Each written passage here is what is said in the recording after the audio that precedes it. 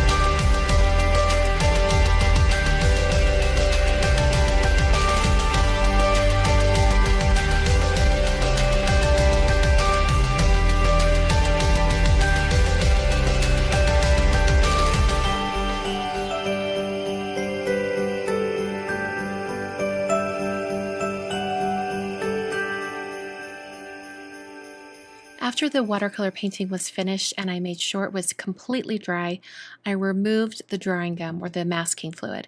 And you want to wait till everything's completely dry before you even try to take any of this off, because otherwise it could tear your paper. So just make sure everything's dry and then you're good to go.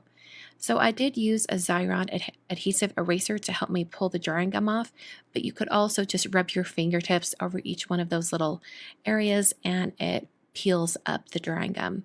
So it's super easy to take this off, and then it leaves behind those white Christmas lights. So now I took a very thin black marker. This is actually a set of markers I got on Amazon a while back and have never used it until today. So it's kind of fun to break these out. But this is a very, very fine tipped marker. And I went over those penciled lines from the twinkly lights that I added when I sketched my design. I also went over each one of those twinkly lights just to define the shape, but I didn't want to add too many more black lines to this design. For the greeting, I used a white gel pen, and this is actually a jelly roll pen. This is the number 8 thickness, and I went over that area really slowly and wrote on the words Merry Cactmas.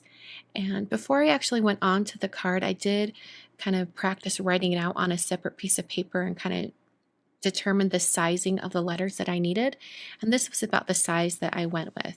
So before you go on to your final project, you might want to practice the letters. So my design's almost done here.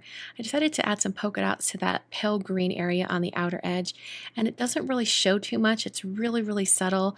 Probably could have skipped this step, but once I started adding the polka dots, I kept going. And I just used a Posca paint pen for that. This is the extra fine tip on that paint pen. When I peeled off the blue painter's tape, I made sure to fold back the tape completely on itself to help prevent it from tearing my watercolor paper, and that worked out great. As far as the card base goes, I'm making it out of some Neenah Classic Crest Solar White 110-pound cardstock, and I cut that to be 10 inches wide by 7 inches tall, so that when I score it at 5 inches, it creates a finished card size of 5 by 7.